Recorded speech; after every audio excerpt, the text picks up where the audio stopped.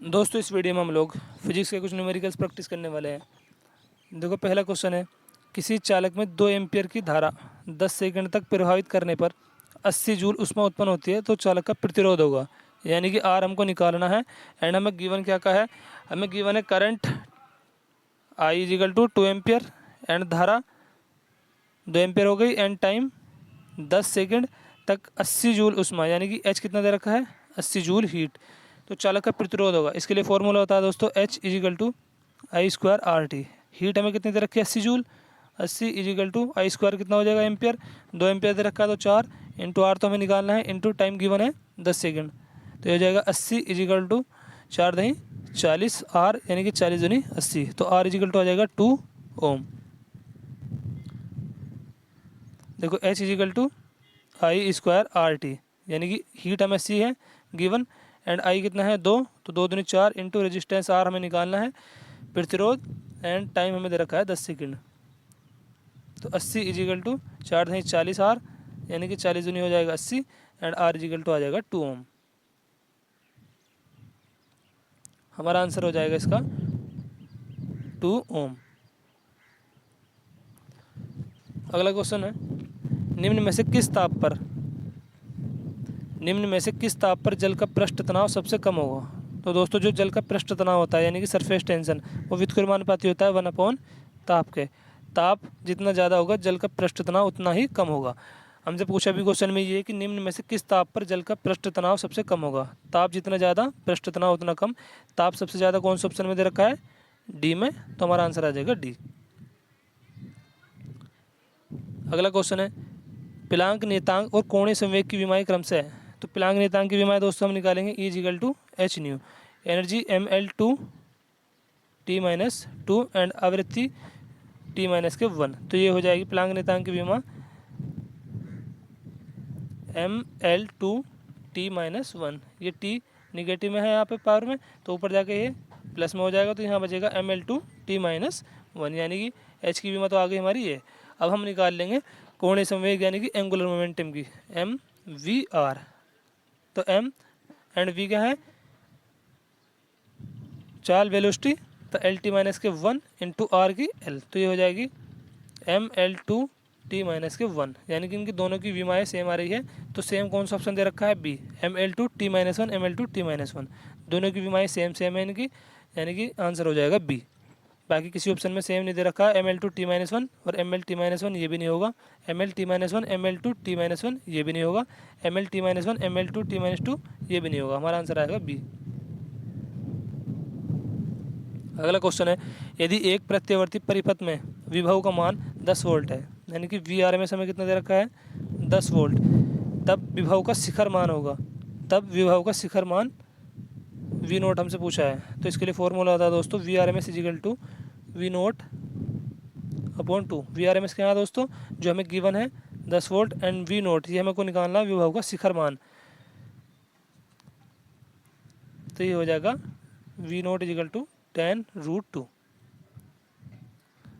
देखो V R M S is equal to होता है वी नोट अपॉन √2, ये तो हमें गिवन है कितना 10 वोल्ट एंड ये हमको निकालना है, तो इसको हमने ऐसे लिख लिया, अपॉन में कर लिया √2, तो इसकी जब हमने कैची गुणा कर दी तो वी नोट इजिकल टू आ जाएगा 10√2, 10√2, हमारा आंसर आ जाएगा इसका बी।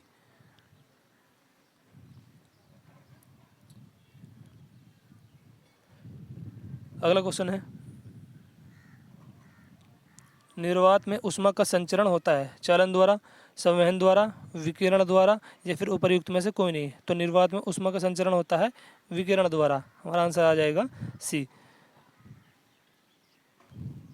अगला क्वेश्चन ये है, यदि संधारित्र की धारिता यानी कि सी दे रखा है हमें 4 इंटू 10⁻⁻6 फेरेड है इस एवं इस पर विभव 100 वोल्ट है, इस संधारित्र को पूर्ण रूप से निरावेशित करने में उत्सर्जित ऊर्जा, यानी कि हमें यू निकालना है एंड हमें गिवन क्या कहा है हाफ सी वी स्क्वायर, दोस्तों इसका सूत्र होता है, एंड हाफ सी दे रखा है हमें 4 इंटू 10⁻⁻6 इंटू वी स्क्वायर होता है, तो इसको हम ऐसे लिख लेंगे 100 इंटू 100, तो 1 2 3 4 4 जीरो से ये 4 पावर कम हो जाएंगे, तो ये कितना बचेगा 2 दूनी 4, यानी कि 2 इंटू 10⁻⁻2, तो ये हो जाएगा 0.02 जूल।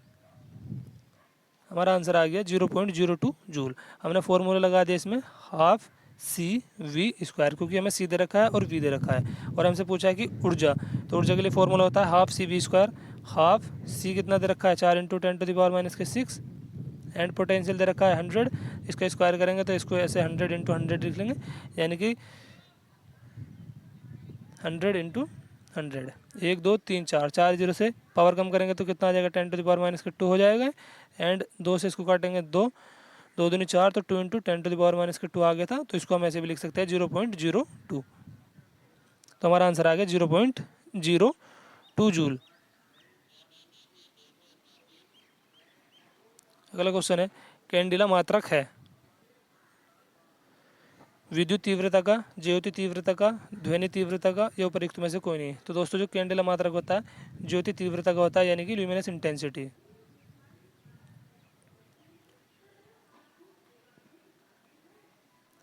हमारा आंसर आ गया इसका बी, कैंडिला मात्रक है ल्यूमिनस इंटेंसिटी का।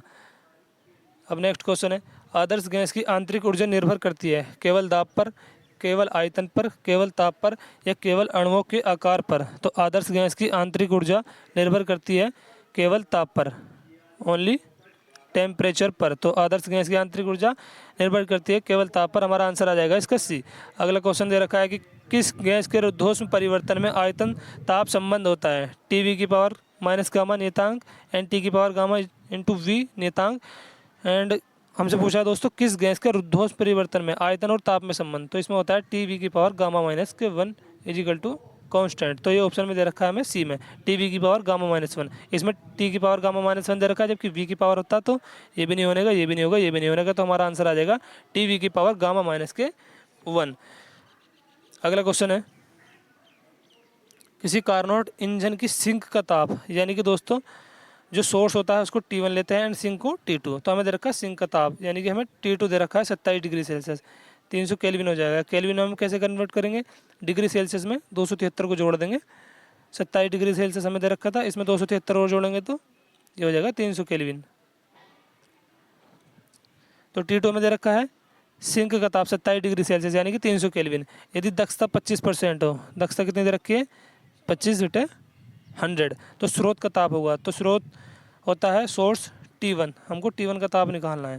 तो इसके लिए फॉर्मूला होता है दोस्तों ईटा = 1 - के T2/T1। तो T2/T1 इधर आ जाएगा एंड 1 - के ईटा इधर हो जाएगा। दोस्तों हमें सिंक का ताप दे रखा है, यानी कि T2 दे रखा है 300 केल्विन। तो 300/T1 = 1 - इफिशियंसी दे रखी है 25/100, तो इसको लिख लेंगे 25/100। तो ये हो जाएगा 300/T1 = 100 का 100, और 100 में से 25 घटाएंगे तो 75/100। 25 से 75, 25 चौका 100। अब 3 से 300 काटेंगे तो कितना जाएगा 100 बार, यानी कि T1 आ जाएगा 400 केल्विन। और ऑप्शन में हमें दे रखे सारों डिग्री सेल्सियस में, तो इसको हम कन्वर्ट कर लेंगे। केल्विन = मैंने आपको बताया डिग्री सेल्सियस प्लस के 273। तो हमें डिग्री सेल्सियस में निकालना है। केल्विन हमारा कितना आया 400 केल्विन, माइनस कर दो 273, तो ये आ जाएगा हमारा डिग्री सेल्सियस में 127 डिग्री सेल्सियस। तो हमारा आंसर आ जाएगा सी 127 डिग्री सेल्सियस। ये फॉर्मूला लगा कर आप निकाल सकते हो 1 - T2/T1। सिंक का ताप यानी कि T2 हमें गिवन है एंड इफिशियंसी दे रखी 25% ईटा, एंड हमसे पूछा है कि स्रोत का ताप होगा T1 हमें निकालना है। फॉर्मूला मैंने आपको बता दिया, आप लोग ट्राई करके देखना, बन जाएगा आपसे ये क्वेश्चन ईजिली। अगला क्वेश्चन है कि जल का त्रिक बिंदु है 273.16 डिग्री सेल्सियस, 273.16 केल्विन, या 273.16 डिग्री फ़ारेनहाइट, या उपरोक्त में से कोई नहीं। तो जल का त्रिक बिंदु होता है दोस्तों 273.16 केल्विन, 273.16 केल्विन, यानी कि हमारा आंसर आ जाएगा बी।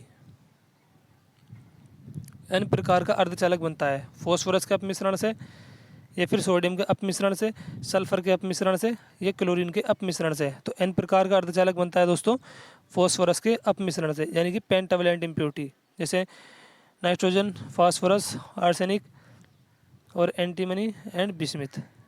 तो हमें दे रखा है पेंटावैलेंट इम्प्योरिटी मिलानी पड़ती है फॉस्फोरस, तो हमारा आंसर आ जाएगा इसका फॉस्फोरस के अपमिश्रण से।